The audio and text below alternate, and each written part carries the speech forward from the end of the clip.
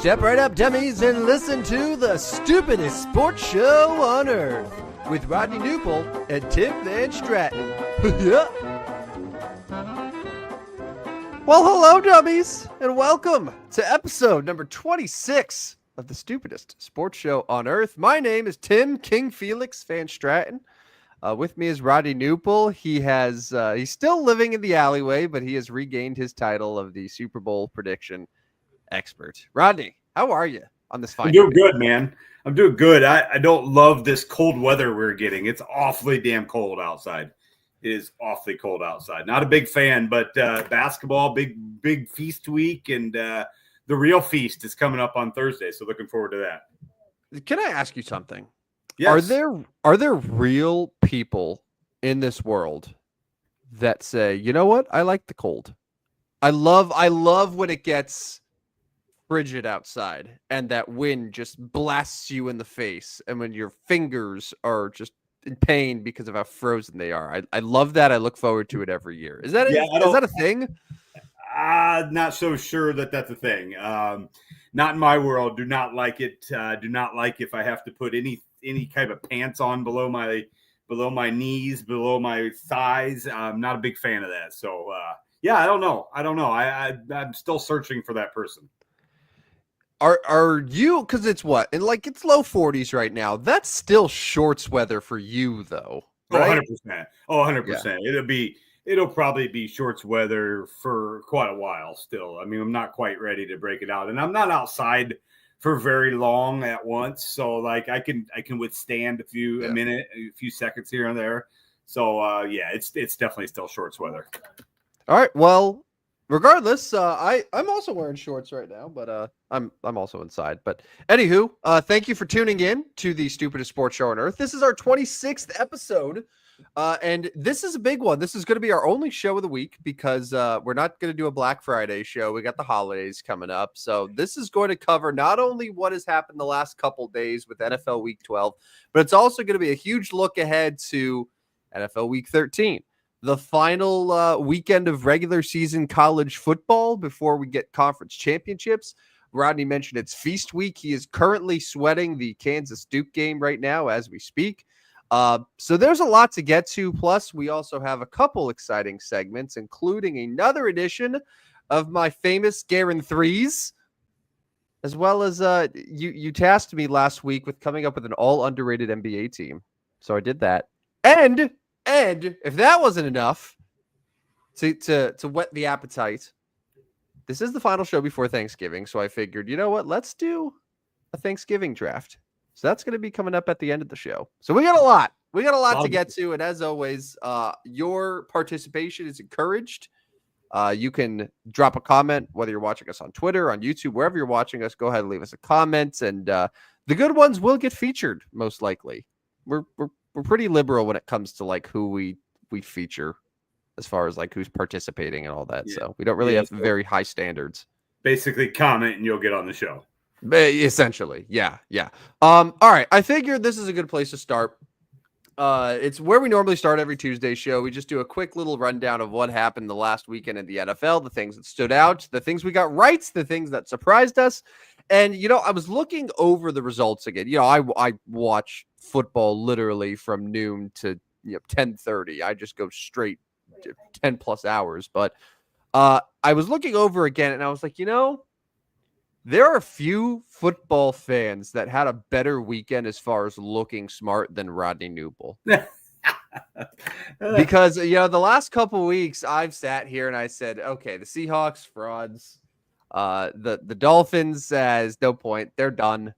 The Eagles, garbage. You know, Washington, real deal. You know, and I've said all these different things. And one by one, it seemed like, oh, Rodney got me there. And yeah, this was a good weekend for you. I have to admit, I have to begrudgingly admit that you looked very good. Yeah, no, I mean, but it's going to be crazy because, you know, things are going to change coming into this week. And, you know, my Dolphins are in Green Bay with like a 5-degree wind chill coming up. Seattle's still got plenty of work to do to get where they need to be. I was looking at the Commanders' schedule, and they probably still probably are the favorite to get that 6 or 7 seed in the NFC. So a lot of things could change, but getting the Sunday night and fun Monday night games correct via betting was nice for me as well. Took both non-LA teams and it worked out for me. Really liked the Eagles Sunday night. Really liked the Ravens Monday night. Both of them picked up wins that you really didn't have to sweat fourth quarter on a whole lot. Both of the Saquon Barkley, Derrick Henry. I'm a big believer in best player on the field helps you win the game. And Derrick Henry, Saquon Barkley, best players, they won the game. Mm-hmm. Well, Lamar Jackson too. You probably give him the edge there. But yeah, Ravens had, and really Jalen Hurts, to be quite honest with you, in that other game. I mean, Jalen Hurts, Saquon Barkley 1-2, Lamar Jackson, Derrick Henry 1-2. I mean, that's a tough combination for anybody to go against. So, it'll be interesting to see what happens in Week 13. Yeah, the Sunday night game and Monday night game, both, they were like, to me, I wasn't watching those and thinking, oh, the Rams and Chargers, oh, they're fakes, they've been exposed. It was the weird thing where I was like, okay, the Eagles and Ravens are better teams. They're good teams. They'll be in the playoffs. But, I'm sitting here, I'm like, the Rams aren't terrible. Rams are pretty good. Like, Stafford was fine. Like I think the Rams could still end up winning that division. And the Chargers yesterday, it was hard to hang with Baltimore. Chargers roster isn't nearly as good, but like they can hang with team I still think they're a playoff team. Yeah. It's just the Ravens are better. Like we were talking a lot of the year of the Ravens being a top 5 team in the NFL. You've had the Eagles all year as a top 5 team in the NFL. So like these were expected results. But like, I'm not going to sit here and say, oh, the Rams and Chargers are frauds now. What I will say, though, because on Sunday we were talking about a couple teams that we would like to put on fraud alert. Yes. All right. You mentioned one of them.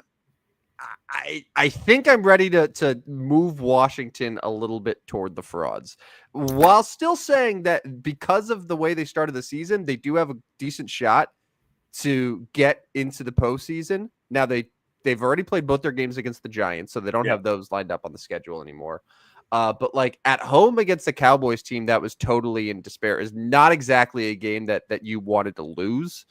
And Jayden Daniels, when you look at his first, few weeks versus the last couple, he looks fine, but I think maybe there's been a little bit of like the league catching up to him a bit.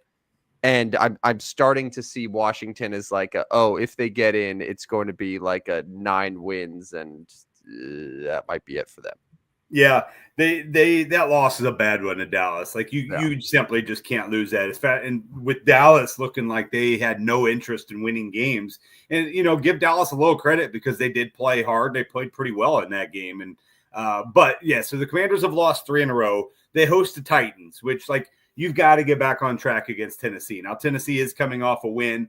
Then the Commanders finally get their Week 14 bye. They got the Saints, Eagles, Falcons, and Cowboys to finish. Like, you got 5 games left. You're 7-5. You win 3 of those, you're in the playoff. You win 2 of those, and you have a good chance of being in the playoffs. So beat the Titans, beat the Saints, beat the Cowboys, and there you go. You got your 10 wins. So while I think they are frauds, I am with you. I'm not sure they're going to completely tank and miss the playoffs. Mm-hmm. Now, like their offense, like they've scored 334 points this year. It's second in the NFC only to Detroit. So they can score points. Jayden Daniels is still the favorite for Rookie of the Year, although Bo Nix has made quite the leap in the odds. And, one of my guarantees going back to that was Jayden Daniels winning the Rookie of the Year. I still believe he will, but at least now it's not as a sure thing. But as long as the offense continues to be decent, I think they'll survive. Now, and on the other fraud. Oh, go ahead. On the other side, Washington defense obviously been horrendous, and then maybe some guys you target this week in a daily format would be somebody like a Calvin Ridley, Tyler Boyd. I mean, Boyd had 6 receptions last week. Ridley had 93 yards. They play Washington. You can move the ball on Washington. Just a little tidbit there. I wouldn't be surprised I wouldn't be opposed to playing some Titans this week. Go ahead with your other one. No, so I was, and that's perfect because that same Tennessee team that you're talking about just exposed our other fraud of the weekend. Yeah. I'm ready to say that the Houston Texans are going to be the worst division winner of the 8 division winners going into the postseason. Can we agree on that? Yeah. Yes. Okay. So the two other challengers is you have Atlanta, maybe Tampa, so the NFC South winner, and then whoever comes out of the NFC West. But if you neutral field right now, you being a big like Seattle guy, right? Seattle versus Houston, neutral field, who you taking? Honestly, I probably still take Houston only because I think they have the better quarterback. I'm still not But, completely sold but on Geno okay, Smith. okay. So it's funny you say that. Because yes, CJ Stroud in my But hasn't mind is been a better very good. quarterback, but he has not been very good. No, I was looking at QBR today. Here, I can pull it up because my mind likes to wander sometimes. And I was just looking at all the QBR ratings this year and seeing where all the different quarterbacks are lined up. CJ Stroud, okay, and we've saw this since the beginning of the year where he was making throws that should have ended in disaster Yes. that he was getting away with. So we kind of Yeah. saw it early where it was like, okay, even though like the box score looks a lot better than what he's actually been doing. But CJ Stroud right now, his QBR through 12 weeks is 51.3. That ranks 25th in the NFL. He is behind Aaron Rodgers and one spot ahead of Caleb Williams. Yeah. That's bad. Yeah, That's it's really, not really good. bad. Yeah, not good. And I mean, so you're looking at Houston would be the 4 seed. They've got to hope if you're Houston and you're let's say okay, you're going to win that division because by default you're going to win that division, but you're going to be the 4 seed. Like, don't you think they've got to be begging for Baltimore to win the AFC North? Because if not, yeah, it's Houston against Baltimore in the first round, and they're not beating the Ravens even if it's in Houston. No, that's a nightmare matchup. No, it has to be anyone except Baltimore. They could do Pittsburgh, they could do LA. Yes. I mean the Chargers would give them a fight, and I would probably take the Chargers in that Denver. one. Hoping Denver, right? Yeah. Like it has to be those. But if it's Baltimore's going in there and they're ripping them to shreds. Yeah, so for Houston, like, okay, you're going to be good enough to get the 4 seed. We get it. Like the AFC South is terrible, but you can't play Baltimore. So they want Baltimore to win that division. They want Pittsburgh to fall to 5 or whoever it is at 5. But yeah, that would be a nightmare matchup. But then how, like going back to the whole reason we put them on frauds. I know that they just played on Monday night, but you are at home hosting a Titans team that has been, like, without question, one of the worst teams in football. Yeah. You're a 7.5 point favorite. And you get stomped. They were down for the vast majority of the game. They scored the first touchdown, but then Tennessee tied it up, then took the lead. And I think Tennessee had the lead maybe the rest of the game, or maybe they gave it up once. But like the point is, like, Tennessee was pretty much ahead for most of that game. And have you looked at Houston's December schedule? Now, granted, they're at Jacksonville week this coming Sunday, December 1st. They have a late bye week, just like the Commanders. Then they have the Dolphins, the Chiefs, and the Ravens. At home against the Dolphins, at the Chiefs, at home against the Ravens. I mean, Miami's playing better than Houston right now. Miami in Houston, that's not that much of a disadvantage for Miami. It's a still warm climate, indoors, whatever. And then they finish at the Titans. So, I mean, yeah, they probably, because they have a 2-game lead in the division, they're going to still win that division. But, like, this could be a 9-8 team heading to the playoffs. Would not shock me. Yeah. Yeah, that's a tough stretch. And, like, you look at some of the games that they lost to, like, that game against the Jets, obviously, like, we're very familiar with that. But, like, the Jets are a terrible team. Like, losing to the Jets and the Titans, those are bad football teams. Yeah. Oh, 100%. Yeah, you got to have those games. Yeah. And, their other 3 losses, like, okay, Lions, that was a big collapse second half. Yeah. They lost. At Green Bay, that was another one. I can't remember if they were ahead, like how that one played out, but that's not an easy game. And then the week 3 where they just got absolutely blown out by the Vikings, 34-7, just not at all competitive. Yeah, they've been an odd team. Yeah, and I'm not sure because their offensive line's been very poor, keeping not allowing CJ much time, and then obviously CJ hasn't been able to adjust. So something they're going to have to fix over the next 6 weeks for sure. All right. Some of the other results, I'm not at all surprised that the Bears managed to cover, but yet still found a way to lose. Even though I think Caleb Williams is definitely looking a lot better, which is sort of the goal. The Lions did what the Lions normally do, which is they just. I mean that team doesn't just win. They cover. They dominate. So we were talking today. So they're going to be a 10 and a half point favorite on Thursday against the Bears. We both think that number's crazy high, especially for a divisional game. But like the Lions, it feels like they are spread proof. Like you put the spread at whatever and they're going to find a way. And I saw a stat too where every single double-digit favorite on Thanksgiving has covered. I think it's 10-0 or something like that. So yeah, whereas I think divisional it's too high. Like it may be one of those situations where I just have to sit out of this one because like I think it's too high. So bet the Bears, but then before you click the button, you think to yourself, I'm betting the Bears. Like it's a bad idea. So yeah, 10 and a half at FanDuel right now might be a sit out game. 48 and a half. I don't know. I probably would side on the over there because I think Detroit can score, and Caleb's looked better his last 2 weeks. Mm-hmm. So, I mean, I think if I'm playing that, I'm playing the over and rooting for points on Thanksgiving. In fact, maybe all 3 overs. Just say, I just want as many touchdowns as possible today. Although that Miami Green Bay over in the cold. You sure you want to take that Giants Cowboys over? What is it even at? 37 and a half between Cooper Rush and Tommy DeVito. Yeah. So, well, if the Giants defense lays down like they did against Tampa, then, I think Dallas could get 30. Yeah, those games just concern me because 2 bad quarterbacks means defensive touchdowns are in play. Yeah. And that obviously kills an over.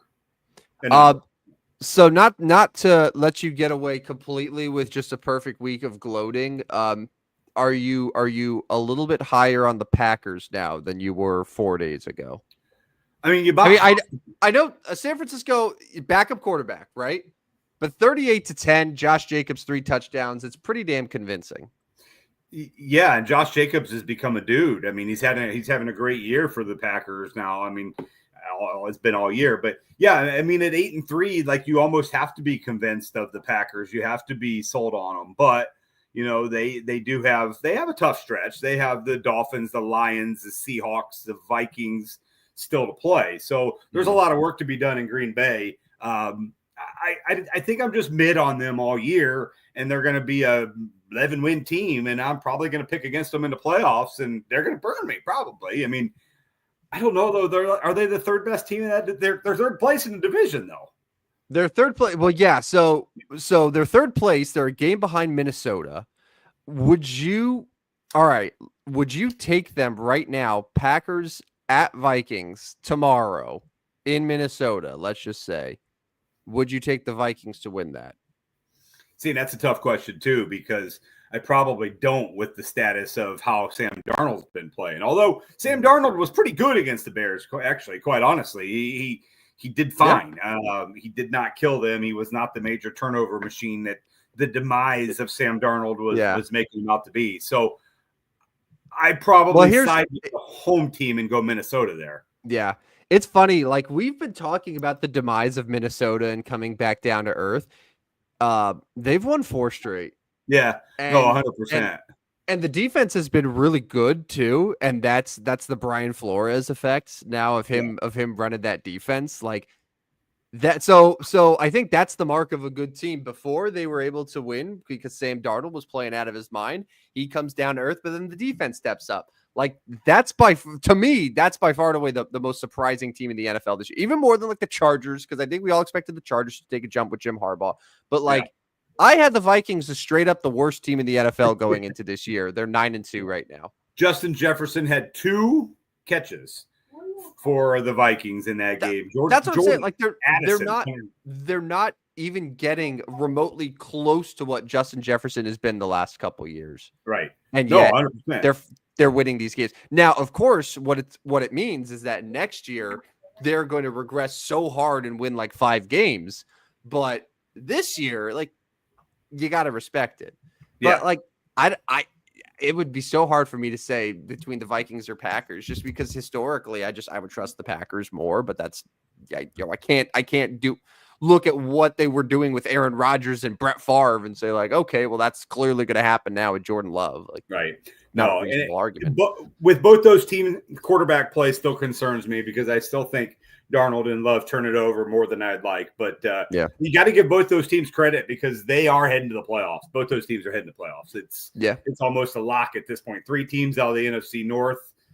You can fight for the final 1 playoff spot in the NFC because Lions are winning the division. Most likely Green Bay and Minnesota are going to win 11 games or whatever and make the playoffs. So good luck to those other teams fighting for the 1 spot. Well, Rodney, I think you just gave me a perfect segue to another edition of I Guarantee It. Now, we did this after the 6-week mark of the NFL season. Now we're 12 weeks in. We're 2/3 of the way in. So at each third, I do some guarantees. I give you 3 predictions that I guarantee will happen. Now, just to recap, my 6 weeks ago, my guarantees, I had the Falcons will win the division. I'd like them to play a little bit better. I still think they gut it out, but I'm on alert. Tampa Baker Mayfield is one of those guys. It's all I can say. He's one of those guys. Well, that real quick, is he a top 5 troll in professional sports right now? Where like he's always finding somebody or something to. And by the way, did you see the new? You need to check out the new lawsuit that him and his wife put on his family. I did not know this. Okay, I knew that there was something with him suing his father's company of some kind, but like I don't know anything besides that. Basically, they transferred like $12 million of Baker's money into an account.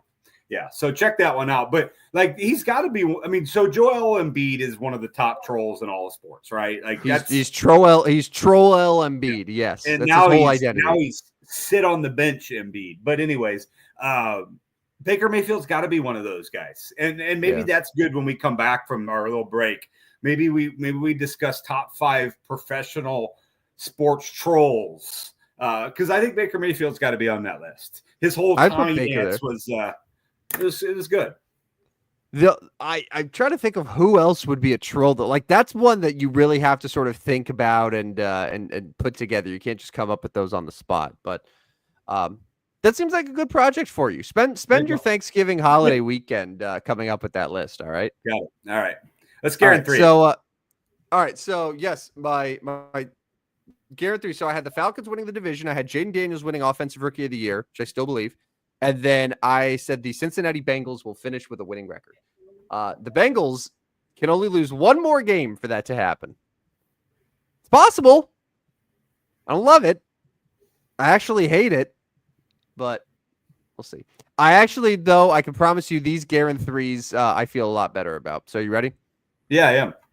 All right. My number 1 guarantee, the Chargers will make the playoffs. Yes, this is coming off a loss on Monday Night Football, but Jim Harbaugh is a great coach. Justin Herbert's playing really well. The Chargers defense is fantastic. And most importantly, the AFC is lining up to where, AFC South's only going to send 1 team. AFC East, very likely, unless Miami just goes nuclear these final few weeks, is only going to send 1 team. And, Chargers are probably going to finish ahead of Denver. They'll have that Thursday night game. That'll be really exciting in December. That'll pretty much determine it. But I think the Chargers are in a great spot right now, sitting at 7 wins. With just a few weeks to go. So Chargers will make the playoffs. Congratulations, the long-suffering Chargers fans. You're back.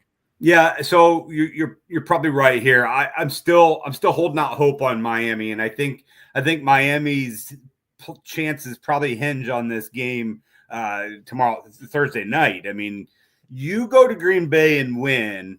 You still have the Jets and the Patriots still on the schedule, I think. I don't know if they played the Patriots twice.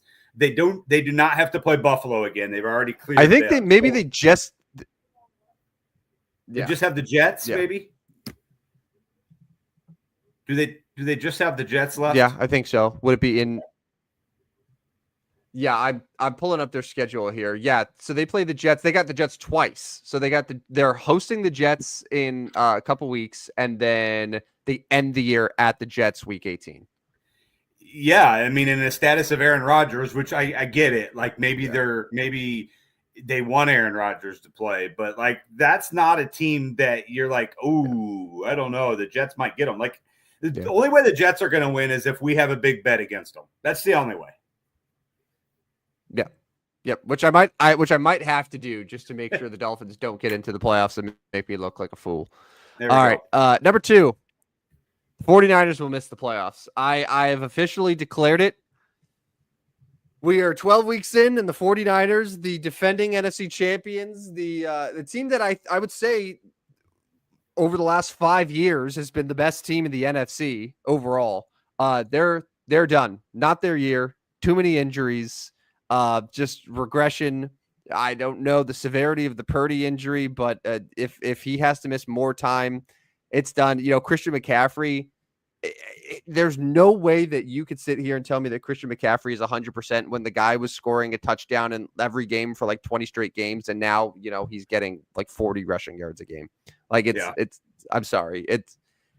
It's not happening for San Francisco and in a division where the 3 teams that are all currently ahead of them right now are all playing pretty decent football. Like the Rams, you can't count them out. They got the best coach in the division. Arizona, Seattle are both 6-5. There's a lot to like there. It's not the 49ers year. That's okay. They'll be back next year. And the 49ers with a last place schedule is something that everyone should be afraid of, but it's not going to happen for them. So it's over. That's okay. So while nobody in their right mind can actually say they predicted the demise of the 49ers this year, I don't think many people can be overly surprised by what they see of the 49ers because we have seen it is very difficult. The Kansas City Chiefs have figured it out, but it is very difficult to be really good, go to the Super Bowl, and then back it up with another really good year. Like that's really difficult to do. And a lot of teams can't do it. It seems like either one of the 2 Super Bowl teams almost every year does it. We saw it with Philly last year. They just couldn't keep up. The injuries got to them. Good play went away. And that's really what's going on with San Francisco. Injuries. And then some of their players that played well last year just aren't playing very well. And they're in trouble. I agree with you on this one. Yeah, well, I mean, what is it? It's the Super Bowl runner-ups, historically struggle. Yeah. Yeah. And Phil, I mean, we saw it with Philadelphia and we're seeing it again. So, and you're right. You said it. They'll be back next year. I do believe that. Now their window closes a little bit with some of these high-paid veterans, but I don't know if it was Cowherd or Dan Patrick was like, actually, what makes the window is the head coach. Shanahan makes his own window. Like his window doesn't close because he just develops new guys. He brings in younger guys that fit his system. So I do think this core is closing, but San Francisco is going to be around a while. Here's the $1 million question, Rodney. Brock Purdy is going into his 4th and final season. So this is probably the off season where you would be wanting to talk extension. Like he was literally the last pick in the draft. So there's no 5th year option. So this is the final year of his rookie deal in 2025. So by extending it, like he's played well enough. He's taken you to a Super Bowl where I don't think you could sit here and say, okay, we're just going to cast him aside and we're just going to figure something else out. Like they whiffed on Trey Lance and they got completely lucky with Brock Purdy. The idea that they can just do that again and replace him with some other rookie or whoever is really, really hard. Granted, Kyle Shanahan's a great coach and they got a great core around them, but like they pay Brock Purdy and that does guarantee that there are some guys on that core who they can't afford to sign. So like, what do they do? Yeah, no, I mean, I think if it's me, like I'm probably moving on from Brock Purdy. Yes, is it disrespectful to the guy that brought you to the Super Bowl? Yeah, 100%. I mean, but in But then business, what's the backup plan though? That's what I'm saying. Like I understand the argument for that, but like but what? What are you gonna do? yeah, I mean, obviously they're gonna get they're gonna get a mid first round pick this year, right? Because they're not gonna be completely at the bottom, Yeah. and they're not gonna be in the top 14. So, I mean, especially if you think you got a guy in the draft, I think that's you get somebody in the draft and then you let Purdy finish his deal, and maybe you got to decide later, obviously, but I don't know. Like, I'm not so sure I want Brock Purdy leading me another 4 to 6 years. I'm not sure he's that dude. Great question though. And then alternatively, you let him leave. Let's say you draft Garrett Nussmeier, right? Yeah. Like, and he sits and he takes over, and it doesn't work, and then it's it, and then everyone's getting fired. Yeah. So like this was a very bad year for them to have all these injuries and to take the step back. Like they were really banking on the chance to go to another Super Bowl. Like they kind of needed it. It is, and they've got to hope they bounce back. And I mean, obviously, the easy answer is they've got to hope Purdy solidifies that early on next year. Like, I am that dude, we are that team, and here we go. But I mean, even 6 weeks ago, I think we still thought San Francisco was still that team. I mean, they were playing decent, but they've kind of fallen off a lot since then. I mean, Jordan Mason was like, oh, now we don't even know if Christian McCaffrey's needed anymore. Jordan Mason's that dude. So things change very quickly in the NFL, and that's why it's great to get on here and talk, because things change very quickly. For what it's worth, going back to QBR, where we were using to discuss CJ Stroud, Brock Purdy is 5th in the NFL in QBR. The only guys ahead of him: Lamar Jackson 1, Joe Burrow 2, Josh Allen 3, Kyler Murray 4. So that's a good list. And then Brock Purdy's one ahead of Patrick Mahomes. So one of the top 5 or 6 quarterbacks in the NFL this year, without Brandon Ayuk for a lot of that, without Christian McCaffrey for most of that. I mean, like he probably, like I would be shocked if they did not sign him to an extension. I don't think he's going to be highest paid quarterback in the NFL, but I mean, you never know. You never know. But like, I'd be shocked if he didn't get extended. And then number 3, my third Garen 3 is what you said. I 100% agree with it. I already had it in. 3 NFC North teams will make the playoffs. It is just shaping up really, really nicely for the NFC, where the NFC South, the NFC West, they're just not going to have teams good enough to get multiple teams in. Meanwhile, NFC North, you're sitting right now with a 10-win Vikings team, a 9-win or the 10-win Lions, 9-win Vikings, 8-win Packers. All 3 are in really good shape. All 3, I believe, will make the playoffs. Yeah, no, I 100% agree with that one. So I think I'm in agreement with all 3 of these. Barring number 1, I still would love to see and still think there's an outside chance the Dolphins, but I could see the Dolphins and Chargers making it, and Denver obviously falling out. But like, here we are with Denver. Like, they just keep finding ways. Sean Payton's obviously doing a great job, and Bo Nix is giving you a run for your money on the Jaden Daniels. That's what I'm saying. We're not talking about like Denver, like, oh man, they're lucking into all these wins. Like, no, they're playing legitimately well. And anyone that's watching Bo Nix is like, oh, he looks really, really good. Yeah, no, he does. And they're figuring it out. And that's not a surprise with Sean Payton. He figures out his quarterback. Much better team than they were Sean Payton's first year last year in Denver. And that's it. Yeah, that's a scary team. And that's a team. Like, if I put my DFS, my daily fantasy lineups together, I never play a Denver guy. Never, ever, ever, ever consider playing a Denver guy. I don't even play Bo Nix. I didn't play him at the beginning of the year when he was cheap and all that. Like, I do not play Denver guys. And I'm not bragging about it because, like, obviously they have dudes that I should be playing. I just don't. I don't play Denver. I don't know. Cortland Sutton's the only guy that I play. Yeah.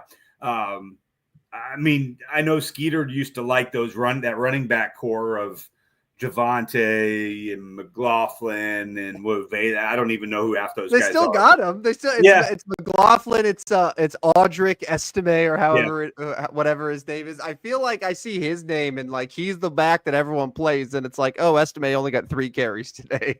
Yeah, no, and I'm not. I don't play Denver guys, so somebody keep the team to keep an eye on there.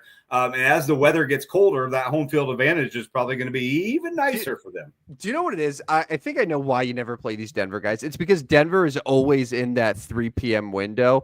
And a lot of times, like, and I don't know about you, but a lot of times I just like, I prioritize the noon guys just because I'm like, oh God, I just don't want to sit and have to wait for like to see what these 3 p.m. guys do. I just want to know how many points I have and get it over with. So like, I don't want to have my lineup be carried by like 2 guys on Denver, a guy on the Raiders. Like you were saying, you've never played Brock Bowers. You know, Brock Bowers has been the best tight end in fantasy this year, but it's like not gonna play because like the Raiders just sit there at 3 p.m.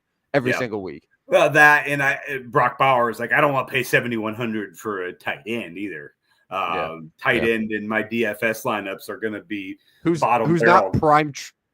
Who's not prime Travis Kelce? Like, it's going to be a bottom barrel guy. I'm going to save my money on the tight end and hope that some dude at 2,800 catches Chikua, whatever from Tennessee. At 2,500 this week, you would have got a touchdown from Luke Schoonmaker on Dallas. Played him. Yeah, I played it. Right. I mean, and that was kind of a gimme though with Jake Ferguson being out, and but yeah, I'll play a 2,500 guy and hope it works. I'm not playing Brock Bowers. All right. So looking ahead to this week, as I mentioned at the beginning of the show, this is going to be our only episode of the Stupidest Sports Show on Earth this week because we got Thanksgiving, we got Black Friday. We're going to be doing, normal holiday stuff. So we wanted to just do a quick little overview of everything going on this week. We've spent the entire show talking NFL. We have the 3 Thanksgiving games. Bears, Lions. Very much looking forward to that. Dolphins, Packers is the final game. Very much looking forward to that. There's a lot of implications because it's like Rodney's been aggressively high on the Dolphins. I've been aggressively high on the Packers, and it's just a battle of who's going to come out ahead there. And then I believe that's it. I don't think there's any middle game. Normally there's a game in Dallas, but I believe they're skipping it this year, which is interesting. Yeah, the TVs just go off. It goes blank. Yeah. It goes completely silent, and everybody's forced to take a nap until we go to Green Bay, where again it's going to be like 5-degree wind chill in Green Bay. Tyreek's literally going to have like 6 face masks on. Tua's arms are going to be so cold that he can't throw the left-handed pass. I hope the Dolphins figure it out. I really, really hope the Dolphins figure it out. Only 3.5 points. Yeah. That's kind of small. That's a little small for 8-win team at home at Green Bay. Dolphins, like for the entire Tua McDaniel era, like cannot play in these cold conditions. 3.5 points is it was surprising to me. You're going to see a lot of public money on Green Bay in this game. Yes, and I'm curious to see sort of like the last minute sort of big bets to see if anyone is going on Miami. But like everyone's going to hammer Green Bay. Everyone's going to hammer Dallas at 3.5 points too. That's just after what the Giants did on Sunday and just quitting on the field. Honestly, I think all three of the favorites are just public is just gonna absolutely just load up on all of them. Yeah, I can't imagine that like any of these road teams are going to inspire much of anything. Right. No, it makes sense. I'll still be watching. I'll watch all 3. Oh my God, yeah, of course. Like you have to. Do you have any interest in Black Friday Raiders Chiefs Prime Video? This is a 2 p.m. Friday game. Black Friday Raiders Chiefs. Yeah, I mean, football on a Friday in the afternoon. Sure. I mean, I don't know what my Friday is going to look like. I actually might run over to the Washington Tournament of Champions there on Friday, but I don't know if I'm around. Watch Raiders Chiefs. I mean, remember, as we talked about many times, the Raiders beat them on Christmas Day last year. So you never know. It's a divisional game. 12.5 points. My first instinct is the Raiders there. Now, granted, I'm pretty sure Gardner Minshew is done, though. He is. So it's Aiden O'Connell. Yes. Yeah, I Yes, don't know Aiden if O'Connell. yeah, yeah, that's one where you just kind of have to do it only because it's a divisional game and because of last year, and you just sort of hope that Antonio Pierce is able to motivate and that the Chiefs are not really going and saying, "Oh, we have to." Like we thought the Chiefs were gonna respond from their loss with just a blowout against Carolina, and Yeah. Carolina nearly took them to overtime. Yeah, maybe we can get like a 23-13 type game or something, and Yeah. the Raiders can cover. Anyways, by the way, Kansas leads by 2 with about 10 minutes to go in the game. So we got a thriller. I knew that things were getting close. Your attention has immediately been diverted away from the show and into Kansas. Rodney, I can tell you this. No matter what happens today with this game, the Jayhawks are going to have a nice high seed in the NCAA tournament. Oh, yeah. This game will mean very little. And so's Duke. But betting the Jayhawks as the underdog today, I just need to prove it. I need to prove a point here. I have them on the money line. You could actually go on DraftKings before the game and get them at plus 170. The number one team in the nation. Correct. With more veterans. Correct. And longer tenured coach. Correct. And more recent success overall. Correct. On a neutral floor. Also correct. What were we missing? Yeah, I don't know. I mean, obviously it's going to come down late in the game here. There's 10 minutes to go, 57-55. Yeah. Kansas kind of spurted ahead. Duke came back. Kansas got up to an 8-point second half lead. It's a one possession game now. So, but yeah, I mean, it seemed easy, and so I'm fairly high on Kansas right now. So I'll be able to focus on the show here, the final 15 minutes, and then watch the final few minutes of the game in Vegas. All right. The favorite games. So the first day of December 1st, we got a nice full Sunday. The best games for me. There's actually a lot of games that I'm really looking forward to. Steelers Bengals. And what I'm officially calling for, like, this is like the fourth time I've said this. This is a must win for the Bengals. It is. At home, you're 1-4 at home, Cincinnati. Get it together. Pittsburgh is coming off a loss to Cleveland. Like the Steelers are very beatable. They're good, but they're beatable. Cincinnati's a 3-point favorite, by the way. Just gonna throw that out there. Yes, and a big game for Pittsburgh too, because they got Baltimore breathing down their neck now. They do, and you can't get on a tailspin now, and let one of those or two of those teams in the wild card start catching you either. So I mean, because if you're Pittsburgh, like if you're not going to win the division, you do want to get that 5 because you want to go to Houston. You don't want to go to 2-seeded Baltimore or 2-seeded Buffalo or 2-seeded Kansas City in the first round. No, thank you. Chargers are favorites at the Falcons, and a game that the Falcons, if they lose, fall to 6-6. I think I would take Atlanta here. I really want to, but they have done very little the last couple of weeks to inspire confidence. Yeah. So that's a game I'm staying away. They need to prove themselves to me. But yeah, like at home, hopefully they've had enough time to sort of respond. They had the bye week, so you would like to think that they, and plus you're getting like the Chargers coming off Monday Night Football against the Ravens. Like they got thrown around by Harbaugh's team. The Falcons had a whole week to recover. They're at home. Like you would think because of that, like the Falcons should be in good shape, but they're a very hard team to predict. Cardinals Vikings is a good game. That's a game that no one would have thought anything of like before the year, and now like those are two potential playoff teams. That's a fun one. Colts Patriots, only because of our system play, we have to take the Patriots. Yeah, that's a Patriots plus 3. 2.5. Well, I'm looking just at like ESPN bet right now, and they have 2.5. So like 2.5, 3. Okay. Colts, I just Patriots money line right there. I just do that. And then I think I know your favorite game of the week. It's Eagles Ravens. Yeah, that's going to be a Jim Nantz Tony Romo special. Oh God, Tony Romo is just going to salivate all over the running backs in that game. My goodness. Yeah, I'm just throwing Derrick Henry, Saquon Barkley in my lineups. I'll figure it out from there. Baltimore's a 3-point favorite at home. Not surprising.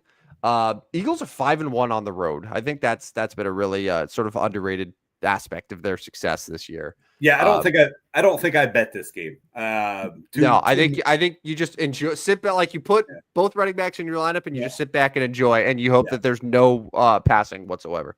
Exactly. And yeah, I mean, because you get both those running backs in your lineup, you're probably gonna go thin somewhere. So I'll play the cheap tight end, I'll play the cheap defense, Even though find a gimme quarterback somewhere, and then get one good receiver and figure it out from there. even though the Ravens don't have a very good pass defense, like everyone I think is just going to be playing Saquon, especially because of like what he just did on Sunday night. So maybe the pivot is like the Hurts AJ Brown angle. Yeah. Is Devonta going to be back? I don't know, but like he's been so inconsistent this year. Like his targets are all over the place. Right. Sunday Night Football's 49ers Bills. I thought I heard or read somewhere, and then maybe you saw the same thing.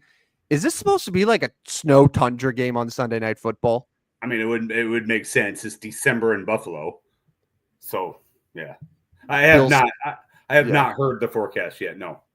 Bills are a 7-point favorite as of right now. I would imagine that depending on the weather, that could change. But yeah, the total is only 44.5 points, and I see like 32 with some snow. So yeah, I think it's going to be a snow game, which would be awesome, especially Sunday Night Football. And then unfortunately, we end Browns Broncos Monday Night Football. So we get like Jameis and Bo Nix, but like I wish we would have had like Eagles Ravens Monday night or something like that, but I get it. Yeah, it should be a fun week. There's some good games this week for sure. What are the big college basketball games? I know we have obviously the ones going on tonight. Do we have anything big coming up this week? Not typically. Typically those are during the week. And by the way, Hunter Dickinson was just ejected. Whoa. Okay. The fix is in, my friend.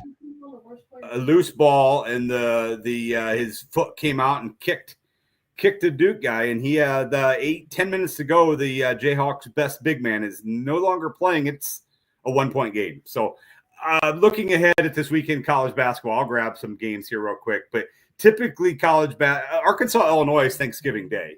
That should be a pretty good one. Other than that, they pretty much just leave it open for NFL and college football, and they give the basketball players kind of Thanksgiving weekend off. You're seeing all the big games now. So not really a big college basketball weekend, no. College football, real quick, I just want to get to that. New CFP ranking came out. Have you seen the new CFP so far? I did, yeah.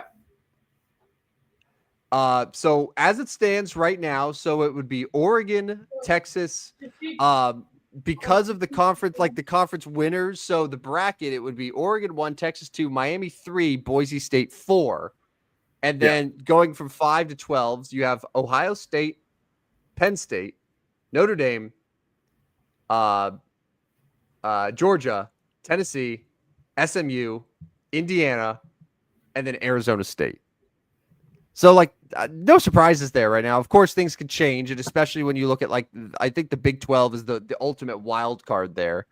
At the Big 12, then certainly, like, however the ACC shakes up between SMU and Miami, then you have Clemson, I think, is the first team out right now. Yeah. Yeah, plenty to still be played here this week. South Carolina and Clemson have a big one going on. SMU still got to get by California. I mean, Cal's 6-5. They're not a complete pushover.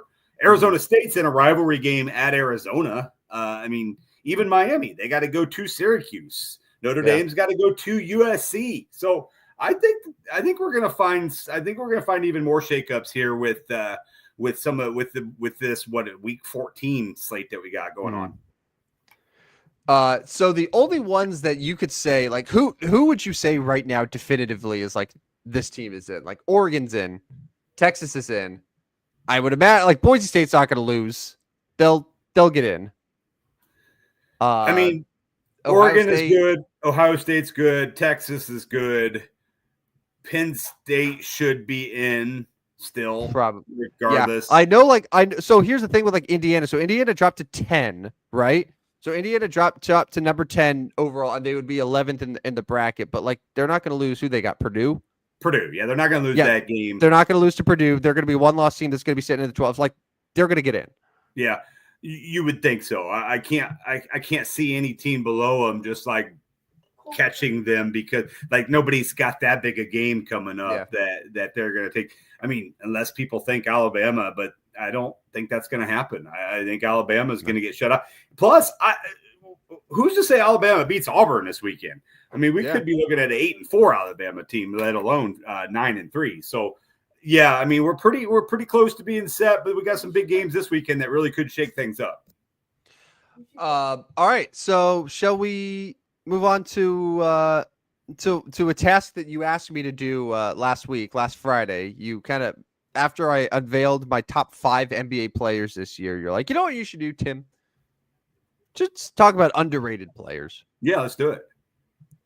So I went to the lab and I was crunching some numbers, even though we frown upon that actually in the Stupidest Sports Show on Earth.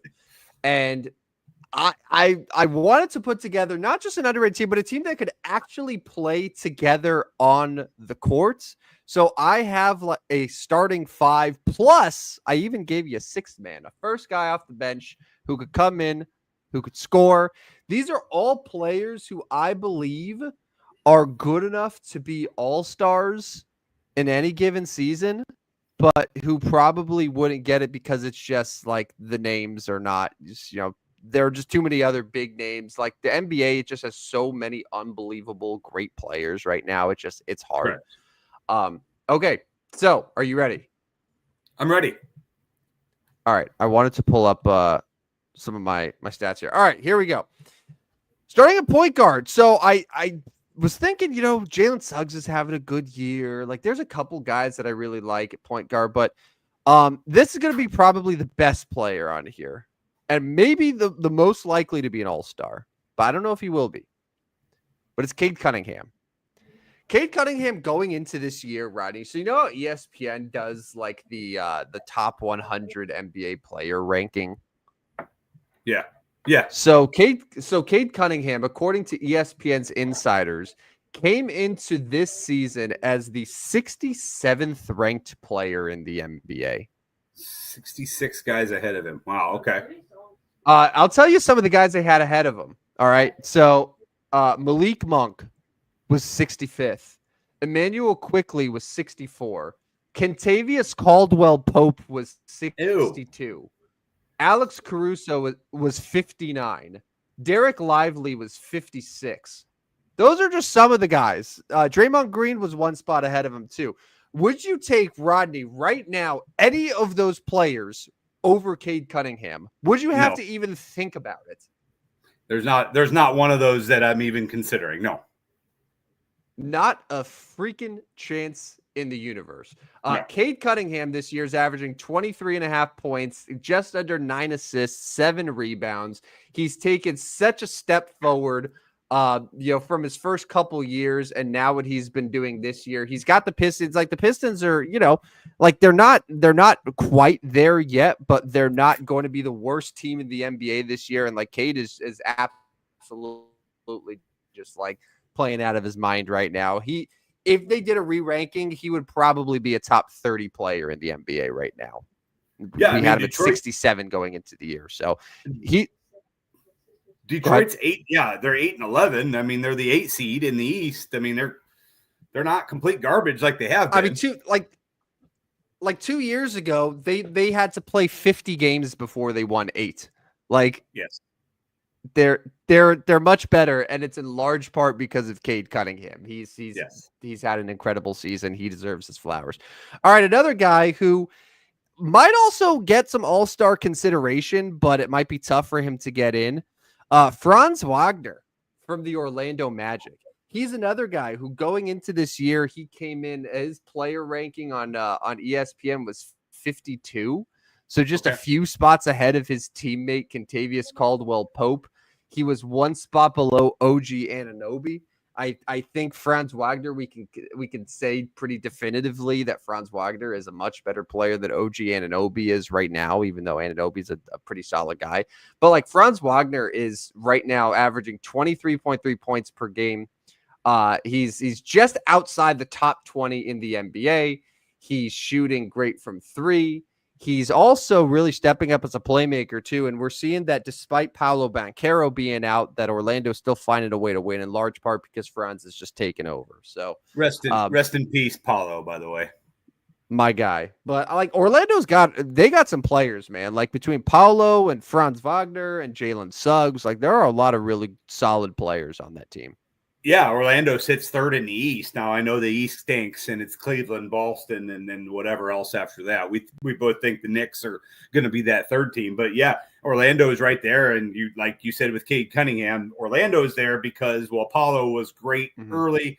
Now Franz is the guy. He beat your Lakers single-handedly.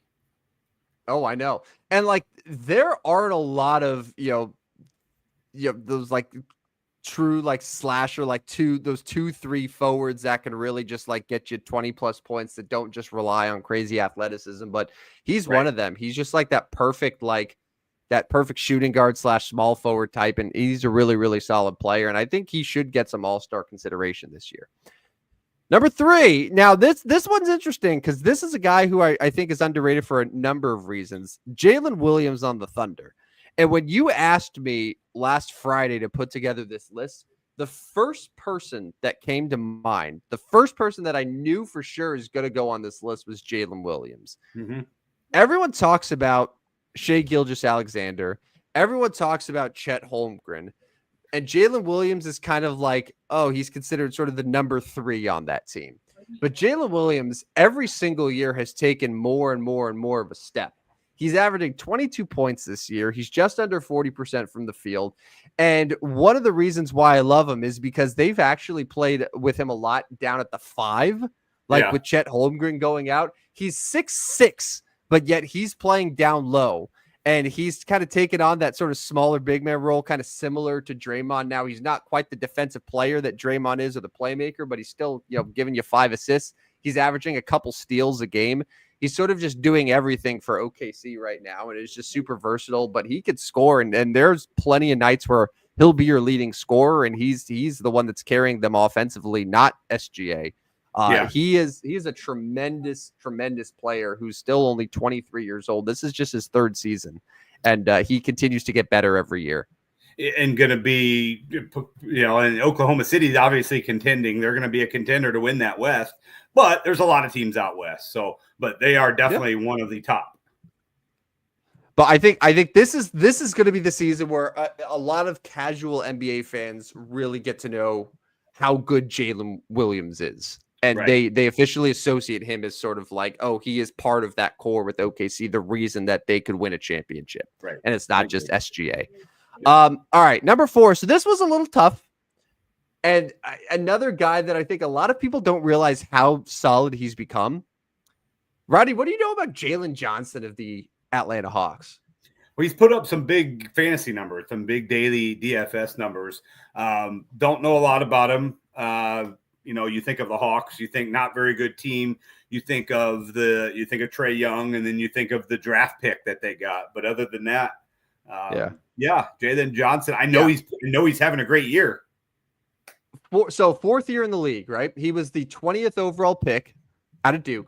His first 2 years in the league, he came off the bench. He started a total of 6 games in his first 2 years. He averaged 2 points his rookie year, about 5 points his second year, even though he was getting like 15 minutes off the bench. He then comes into the starting lineup last year, and he takes off. He averages 16. Stays in the starting lineup this year. Now he went from 2 years ago getting 15 minutes off the bench to now getting 36.5 minutes a game, averaging 20 points, 10.5 rebounds, 5 assists. He's getting a steal and a half, over a block a game, and has become very quietly one of the best sort of undersized power forwards in the NBA. And like I said, like you talk about fantasy numbers, I put together DraftKings lineups, and I'm amazed that when I see Jalen Johnson there at like 8,200. I'm like, surely this is a mistake, but he is like when you think of just truly underrated, like someone that you would really have to sort of go out of your way to think about in terms of like who's putting up great numbers. Like that's the guy. And now he never comes out of the game. 36.5 minutes is insane.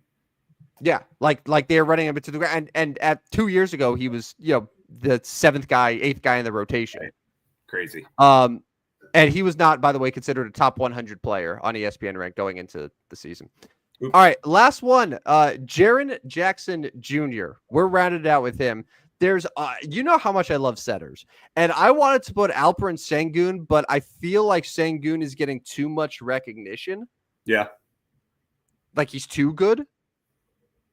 So I went with Jaren Jackson. Now Jaren Jackson's an interesting case because like he's by far and away of the guys that I listed here. He's the oldest of the group.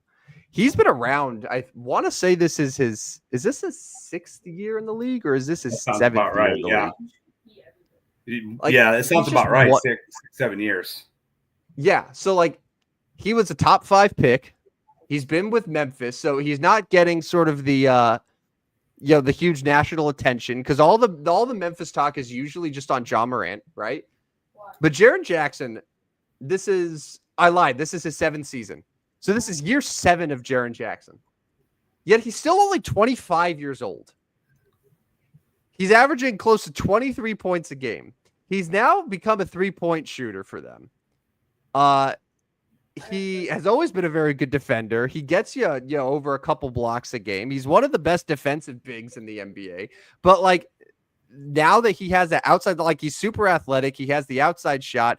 And he went from being like 14, 15 points, kind of defensive first, to now he's going to get over 30 minutes. He's going to get over 20 points. He's going to, the one thing he doesn't do super, super well is he doesn't get a ton of rebounds, but like he can if you need him to. He makes up for it on defense. But he's just one of those guys that like, he's still a young center. He's been in the league 7 years, but like 25 years old is still a young center who like is still continuing to grow his offensive game.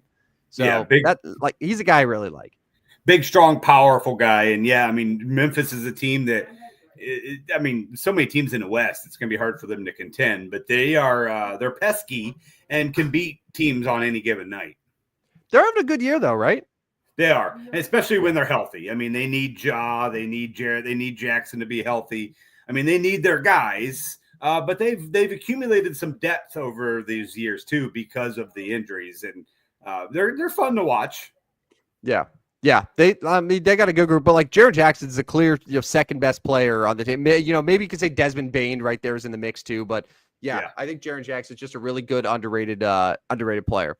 And then my 6th man, I'll give you one more, Benedict Mathurin. I think I spelled his name wrong. I think there's 2 N's that should be in there, but Benny Mathurin, another guy in his 3rd year, continues to just get better and better. He has the luxury of playing alongside Tyrese Halliburton, which really helps, but he's seen his minutes jump. Now he's getting like 32 minutes. He's shooting close to 50% from the field, 40% from 3 now, giving you 18 points, 7 rebounds. Like that's a pretty solid player for a guy that I think I remember when he was taken 6th overall, like people were kind of surprised by it. It was like a little bit of a shock when they did, but I think he's going to end up being one of the better players to come out of that draft class. And, he just continues to advance his game and probably by next year, he'll be putting up 21-ish points a game, shooting 40% from 3. Like that's really good. He's going to get himself a lot of money and have himself a nice career.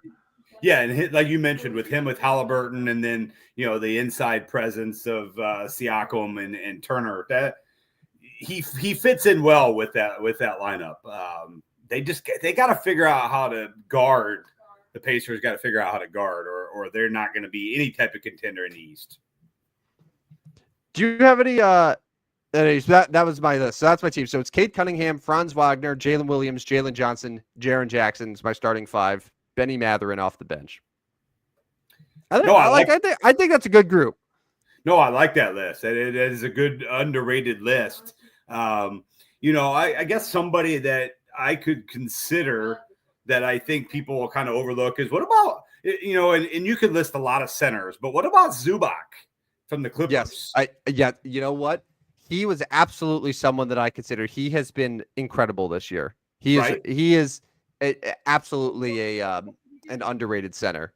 Yeah. 15 points, 12 rebounds, playing 33 minutes a night. So yeah, he's been good. One of the biggest mistakes that Rob Pelinka and the Lakers ever made was when they traded him. I want to say they gave him up to acquire Mike Muscala. Yeah. Not great. Like Zub, like and we're sitting here, and I feel like the Lakers have constantly tried to find like that perfect five to put next to Anthony Davis. He was right there. Yeah. That is a mistake. That's definitely a mistake for them. And now he's across town and having a great year. And and now the Lakers need a five. Yeah, like could have been there the whole time. By the way, I do you want to get a baseball breaking news update here? I heard Ian Snell. Blake Snell. Ian Snell. Blake Snell, yeah. Blake Snell, and I know we're surprised that he's going to the Dodgers. 5 years, $182 million. Unlimited money in LA. And not just that, but like at any point, do you think, oh well, this takes them out of Corbin Burns or this takes them out of Roki Sasaki? Like, no, right? It's just I'm really pretty sour on baseball right now. I mean, my team literally just is like, we're just kind of giving up. Like, we're not really going to make much effort. Even like the cross state rivals across the state in Chicago, like Cubs, they're not making any effort, really. No, all the Cubs talk is about how they want to like trade Cody Bellinger and Right. And shed payroll. Yeah, like I don't get it. The White Sox are horrendous. So like I don't know. It's going to be a long winter for baseball around here, but good signing for the Dodgers. Blake Snell to the Dodgers. Way to break the news. I know. I kind of feel the same. It's just like, and like my team's awful, but they're being aggressive. They're making moves. The problem is all the moves are just so uninspiring. Like Right. I'm like, oh, awesome. They just handed out $20+ million a year to Yusei Kikuchi. Yeah, yay. Which was fine, right? And then like, of course, the next day the Dodgers then signed Blake Snell. Like it's like, of course. Yeah. How many teams has Blake Snell been on now? Plenty. What is it? Is this half dozen? So where did he start? So did he start Tampa? I don't even remember like where he started now at this point. Yeah. He just keeps moving around. So I know that there's been Tampa, it's been San Diego. He just was with San Francisco this year. Now he's going to the Dodgers. I feel like there's like one or two more though that's on there. Tampa, San Diego, Giants, Dodgers. Okay, so that's just it. Okay, yeah. I don't know why I thought there was like two more there. Like it's like David Price, where David Price quietly played for like 5 or 6 teams. But Snell is doing the NL West tour. It looks like his third straight NL West stop. The Blake Snell final year of his, like when he's 40 years old pitching for the Rockies, is going to be fun. Yeah. His fifth and final team after he gets traded to Arizona before that. Yeah. It'll be like an Arizona, sort of a deadline deal. And then when the Dodgers finally, like, no, it's never going to happen. The Dodgers are just going to be wealthy and good forever. Yeah. All right. So obviously, this has been an hour 8 of the show. This is our only show of the week, so we knew kind of it would go a little bit longer, but we have one more fun segment for you. Rodney, I've worked very hard on this, and by worked very hard, I mean I looked on the internet to find something. Let's do it. So, in honor of Thanksgiving, we are going to build our Thanksgiving fantasy lineup. Now, you've probably seen these on Twitter where, it's like, oh, you're giving $15, you're giving $20, build the best team. But we're going to build the best meal with $20. How do you want to do this? Should we just do we just take one of each, like one main course, one potato dish, one side dish, or Probably. Another side dish and the dessert? Yeah. And then you see at the bottom there's extras. So like gravy is probably something that you want to find room in the budget for, especially if you're going like with mashed potatoes and turkey and all that. So I don't know if you've looked at this in advance. I don't know if you want to strategize here, like talk out, like first of all, what are like the staples for your Thanksgivings? Yeah. So I'm just looking at this now and I'm just talking through this. What's that last one? Tofu turkey. That's a tofu turkey. I you know what? Let's go ahead and just assume that neither of us are going to do tofu turkey. No. So my main course is either $5 or $4. I can set if I need a budget crunch, I will be willing to go down $1 and take the ham over the turkey here. So let me just start. I'll start with $4 on ham. Okay. Okay. When I go to my potato dish, I love myself some mashed potatoes, but awfully pricey. And then I'm going to have to add the $3 gravy in there. So I also am a big au gratin potato fan. I do like au Yes. gratin potatoes. I love them. So I'm going to settle for au gratin at $3. So we're at $7. Okay. And I'm writing these down just to so we can recap and then just make sure that we're staying on budget here. So you have ham for $4, you have au gratin for $3. So that's pretty good so far. Yeah. Are you a baked potato guy, by the way? I know you didn't pick them, but like just in general, do you like baked potato? Yeah, I do. It's probably gonna. I mean, it'd be more like at a restaurant. I want them to cook it. I don't want to mess with it. I don't want. Yeah. So it's always better in the restaurants. Yeah, and sure. it doesn't strike me as a Thanksgiving, like I've never had baked potato at Thanksgiving. So side dish one, I think. So what's that casserole? Is that a green bean casserole? That's a green bean casserole. Yes, I do like myself a green bean casserole. I could take the green bean casserole here, or even go to corn. Now that corn looks like it's on the cob. I don't need it on the cob, so it can be separate. You know what? I'm gonna shuck the corn, and I'm gonna go $4 on that corn. So and not creamed corn for $1 in the second side dish. Do you want to go regular corn for $4 or creamed corn for $1? Okay, so I'll go the creamed corn for $1, and I'll go. I'm not a big stuffing guy, so I'm going to go $3 on the casserole. Okay, so I've still got quite a bit of money here. You do, I do, because I can settle for the apple pie at the bottom, because I'm just not a huge pumpkin guy. Living in Morton, that's kind of a bad deal. Like I'm supposed to like pumpkin. So you've spent $15 right now. So $4 for ham, $3 for au gratin potatoes, $3 for green bean casserole, $1 for creamed corn, $4 for apple pie. So you got $5 left over for those extras at the bottom. Yeah, I could just buy myself. So here's what I'm going to do. I'm going to upgrade to mashed potatoes. Okay. And buy myself some gravy. So mashed potatoes, but then because then it puts you at 17, and then you got $3 for the gravy. Ham at 4, mash at 9, casserole at 12, creamed corn at 13. Yep. Apple pie at 17. Buy myself some gravy for 20. I could do that. And I could actually I could do that. I think I'm going to settle with that. Yeah, I'm going to settle right there. I got to say, that's a good list. That's a good Thanksgiving meal. I think you did a really, really great job there. I was surprised. Yeah, I mean, I probably would prefer turkey over ham, but it's such a small downgrade for me. So, here's the interesting thing. So I'm looking at not the whole turkey, but like the just white meat or just dark meat. Because typically whenever we do Thanksgiving, like we go to my wife's parents' house and they'll slice the turkey up, and it's typically just like the long sort of strips, and it's like just the white meat. So like I'm used to that. I need to budget, make sure that we have some gravy with it. But like, I'm honestly, because when I think about Thanksgiving, I love the sides more than I love the turkey itself. Yeah. So like, I think what I would do here is I would go just the white meat. It would be turkey, but just white meat turkey, $3. Give myself a little extra room for some of the sides.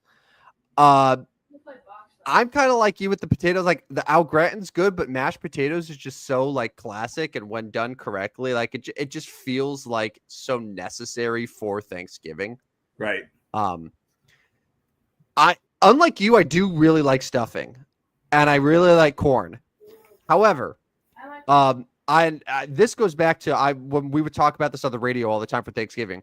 Green bean casserole is unquestionably, without a doubt, my favorite Thanksgiving food. Okay. Like it is my favorite side. I would pay $10 just to have green bean casserole in my Thanksgiving spread. So to Okay. get it at 3, I'm elated right now. So I'm sitting at $11 going in with side dish and dessert to go. I'll tell you right now, I am going pumpkin pie. Pumpkin pie is another thing that's absolutely essential for me. It's not even because of the whole Morton thing. I love pumpkin pie. I'll pay the $5 for that. So then that's what I have 4 left. Yeah, I think you have $4 left. $4. Okay. Now I did say I kind of need to like leave myself some room for gravy here. You do. You have to buy your $3 gravy if you're going to need to. Yeah, I would have liked mac and cheese, but the problem is, like, I've never once had mac and cheese with the Thanksgiving meal. Like, it wasn't part of my spread growing up. So I just think the mac and cheese is overpriced here. Like, I don't want to pay $5 for it. Yeah.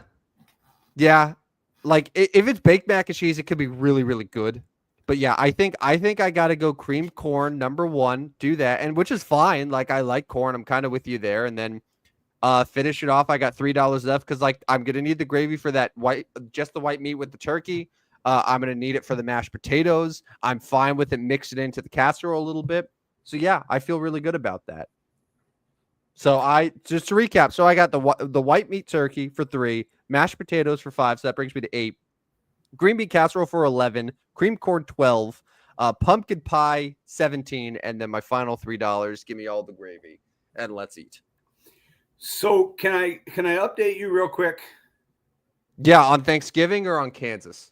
Yeah, so it's Kansas 73, Duke 72. Yeah. 14.2 seconds to go. Duke basketball on their own sideline. Yeah. So we can't finish up the show until this at least runs this play. It's a timeout. Shire took a timeout. I'm gonna I'm gonna pull it up on my phone here just so I can watch with you, just so I can see what's happening. This by the way is the pinnacle of podcasting right here. Of just two guys watching a game. We're hour 17. Okay. So honestly, like there are people like Barstool, like whoever else, where they literally just like set up a live stream of themselves watching a game, and people watch them watch the game.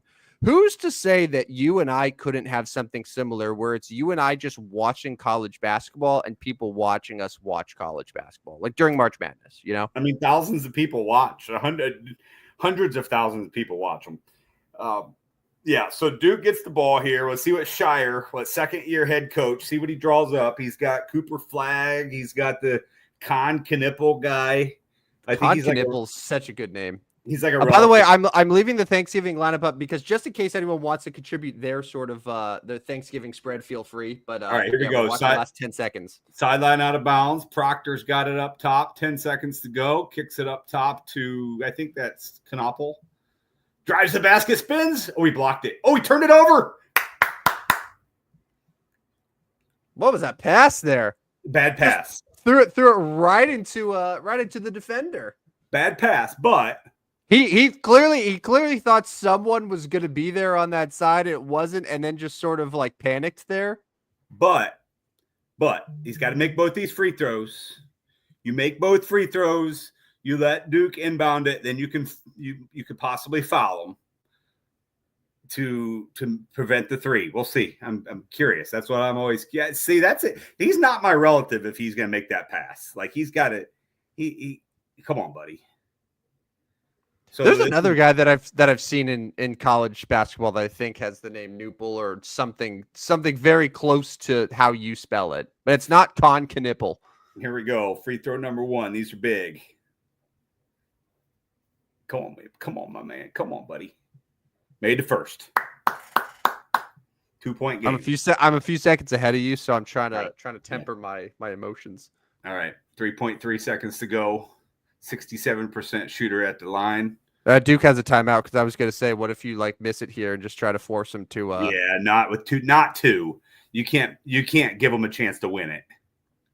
Yeah, and 3 seconds left too. It's too much time. Yeah, college dudes can take 3 dribbles and hit a 30-footer and beat you. Yeah. Well, here we go. Shot number 2, free throw is up and it's good. 3-point game. So this is where you'd foul or defend. Looks like Bill's going to take a timeout. I don't know which one took it. I'm guessing. It was Bill. Yeah. This thing Kansas took the timeout. Yeah. So while the timeout's going on, we want to recap our best bets for betting real quick. Yeah. So all right. So yes, we could do that. So your first one was a wild. It was game. wild. Yeah, man. There was like fans going onto the field prematurely.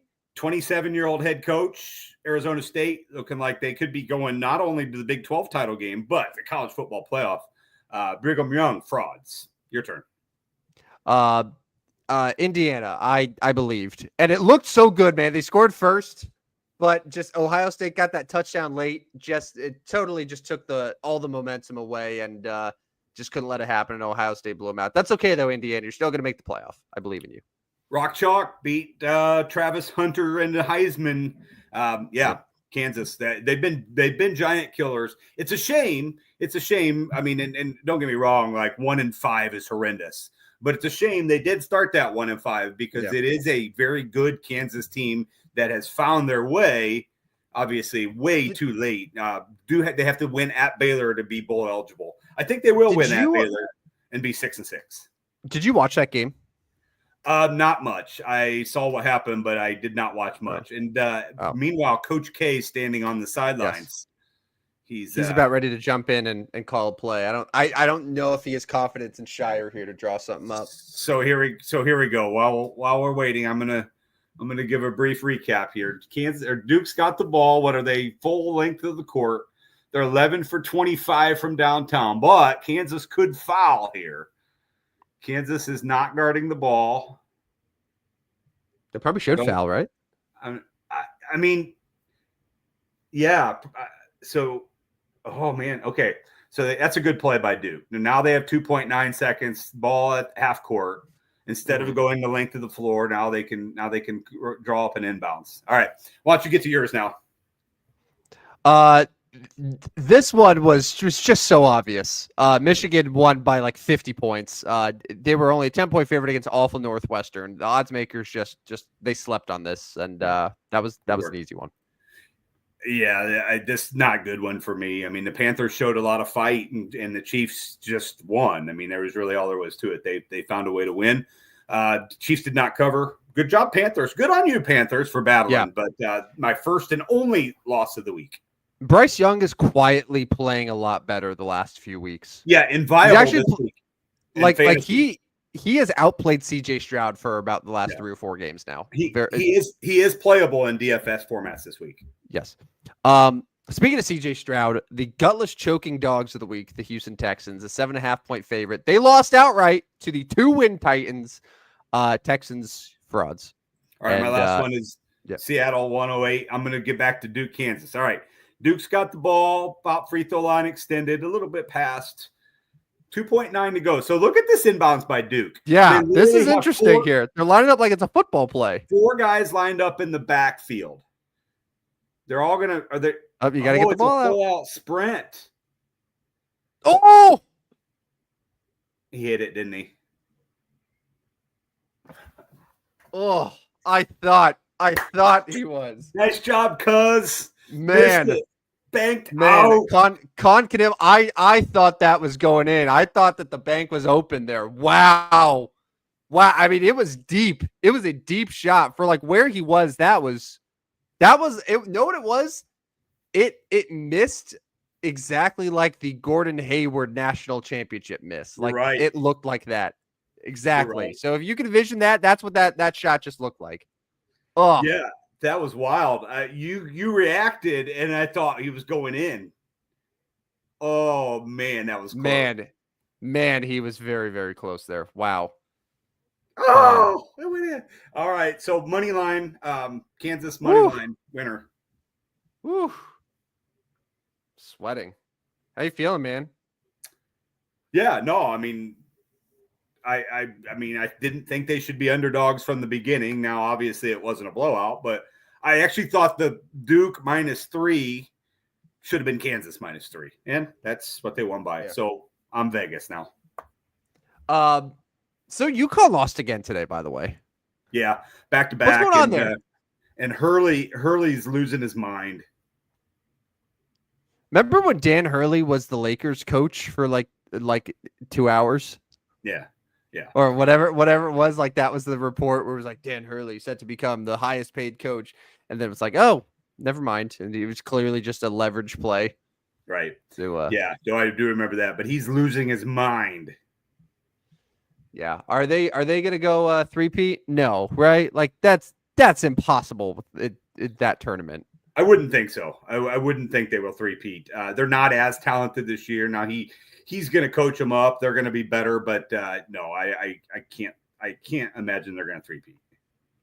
All right, my last best bet for betting, real quick, is the Raiders. Now, honestly, didn't happen, but like the Raiders, like they hung, they showed grit, tenacity, but Denver had really nice fourth quarter. They got scored like 13-6 in the fourth, and ended up winning by 10. Another L, another bad week for me. I'm not very good at this. I don't know if you guys have figured that out yet. So I'm 29-20-2 now. Let's go.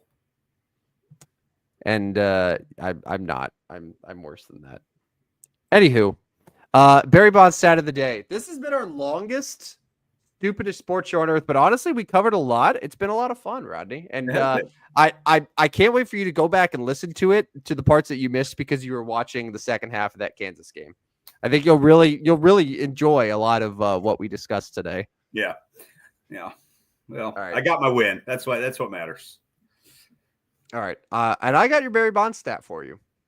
Here we go. Barry Bonds. He was intentionally walked a lot, right? As we've talked about. All right. From 1993 to 2007. So this isn't even the full span of his career, right? But from 93 to 2007, Barry Bonds had more intentional walks, just himself, than the Twins, the Rangers, the White Sox, the Orioles, the Athletics, the Blue Jays, the Royals, and the Tigers. Whew. That's insane.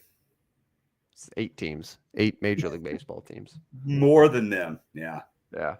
He was walked a lot. Yeah. I mean, like go through in the 15-year span, all of those teams all had like all-star caliber players. Yeah. Yeah. And they still walked Didn't Barry matter. Bonds. That's wild. Didn't matter. Yeah. Good stat. Thank you, man. Thank you. Good show. It was. That was fun. So no show Friday, but back next Tuesday. Is that right? Yes. Yes. Sir. That's the plan. Yeah. Yes. So enjoy your Thanksgiving. So can I ask you this? Are you now going to assemble your Thanksgiving meal based on the draft, or are you going to say, you know what, turkey? Sorry. I mean, no, we'll have a lot of that stuff. Yeah. No, I mean, I think turkey will probably be our main course. Mashed potatoes is a gimme. Yeah. I'll probably end up having corn and casserole. You naughty boy, you. Yeah. Now I'll just pay up. I'll pay an extra $3. We don't typically have mac and cheese. I don't know if I'll have pumpkin pie. I'll probably have more something, my mom's side we're big on chocolate. So it'll probably be something chocolate. Yeah. Sometimes they make an ice cream, like an Oreo ice cream type thing. Ooh. So yeah, it's pretty good. Gravy for sure. Biscuits for sure. Corn. I can do without cornbread. So yeah, I mean, my staples are right here. I can't wait. I can't wait. Tomorrow can just go bye-bye. And then Thursday ready to eat. What are you talking about? Tomorrow is Blackout Wednesday, as we used to call it. It's true. Yeah. Do you have friends that live out of town that are now going to be coming into town here? Well, you didn't grow up in Morton, so that wouldn't really apply. But I don't know if you have any sort of people that you're friends with that come into town for Thanksgiving that you can that you go out with. Yeah, I mean it happens in my hometown. That people will go out. I'm not interested. I'll stay right here. I'll watch a college basketball game instead. That's a lot of going out. Honestly, is a lot of work. It's a lot of work. It's a lot of work, and then you're just exhausted. You're just exhausted after. It's just and it always sounds so good in theory, and then it's just you get there and it's why did I commit to this? This seems like a whole thing. But yeah, I'm kind of with you. Turkey for me. Do mashed potatoes. I do love a sweet potato casserole. We did that growing up. The sweet potato casserole with the marshmallows on top. very good. I don't know if Yeah. we'll do it, but that's a good one. Uh, my mother-in-law makes stuffing, but like no one else in the family makes stuffing, but she only does it just because she knows I like it. So like I get my own sort of individual stuffing, like which I'm cool with. Obviously green bean casserole, we'll have that. I don't think we really do cranberries. Like we used to do like the canned cranberry sauce, which here's a take. It's much better than actual cranberry sauce. Okay. And then pumpkin pie. Amber will make an apple pie, and yeah, gravy, biscuits. Call it a day. Like we don't go too crazy with Thanksgiving stuff. Like there's some stuff on here that like I can't imagine having in a Thanksgiving meal. Like I don't know if I've ever done Brussels sprouts and pecan pie, and it's not part of where I grew up, I guess. Yeah. No, thank you on those. And no tofurkey. I feel like I'm gonna really just get myself in trouble every time I try to say that word. Tofurkey. Tofurkey. That's a horrible creation. It is. That should never have been invented. I'd rather have a turducken than a tofurkey. Yeah, God, I agree. Sounds awful. All right. Well, a reminder, by the way, while we get out of here, give us a follow. Stupid Sports Show on Twitter, on YouTube. You can go back. You can listen to all of our shows there, or the podcast versions on Spotify, Apple, and iHeart. Rodney is in charge of our daily Substack as well. He's on a little bit of a roll right now, and I'm contributing a few picks there as well. But definitely follow his. Follow his. Yeah, we'll have one. We'll try to have one out every day as long as there's sports. We'll have one out. Pretty much, yeah. So give us a follow there, and you'll get those sent to your email literally like every afternoon, and then in the mornings during football season. It's a great time. Good picks. All right. Well, have a good Thanksgiving and Black Friday. Hopefully you don't have to do any Black Friday shopping. I try to avoid it as best I can, but sometimes the deals they call your name. Yeah, I just do it online. Yeah. Do you remember when we got in trouble for that at the radio station? Oh, I got in trouble for that. I think I got in trouble because didn't I say yeah, but I sort of like kind of agreed, and then okay, so real quick, yes, so this was years ago where Rodney and I were doing a show. I think must have been like guest hosting because Jim was out, and it was right around this like Thanksgiving week, which makes sense because he's probably doing like Tournament of Champions, whatever. Uh-huh. And we were talking about like Black Friday shopping. And you and I thought it would be a really good idea on our local radio station to be like, oh yeah, I mean, just shop, get everything at Amazon, whatever. While we're running commercials for like these great local businesses that are advertising their Black Friday sales that are paying us money to like prop them up to say, hey, people go there. And we're just like, yeah, dude, just like Amazon, all that. Yeah, that was not fun, man. We got in trouble. Like our operations manager, Scott, like he came up to me after the show and he was like, yeah, Mike heard that. Like, no, never again.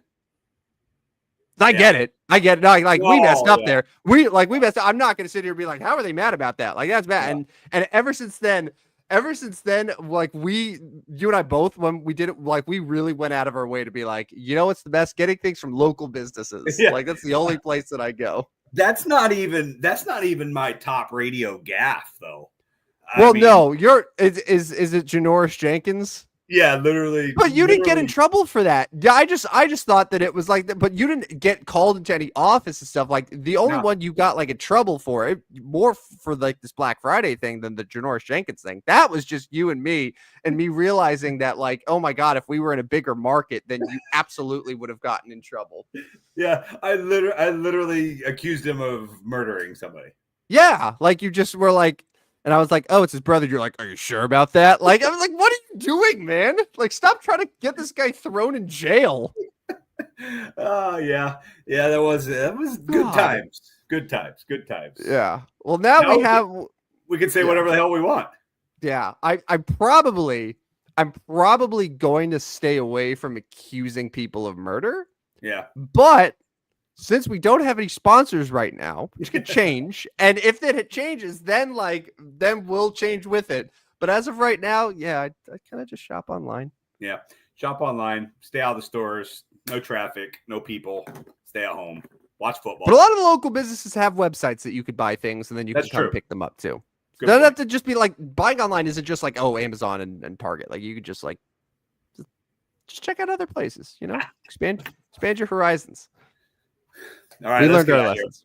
All right. Enjoy basking in the Jayhawks victory, the #1 team, the underdogs. They came out ahead. We're all so very proud of them, and they beat Duke, which for a lot of people, that's a good thing. All right. Well, enjoy your Thanksgiving, and thank you everyone who tuned in, who enjoyed the show. We'll be back a week from tonight to recap everything and our Thanksgivings, and maybe we'll be hungry by then, but who knows? Yes, sir. But this was episode 26 of the Stupidest Sports Show on Earth. Good night, everyone. See ya. Step right up, dummies, and listen to the Stupidest Sports Show on Earth with Rodney Newbold and Tim Van Stratton. Yeah.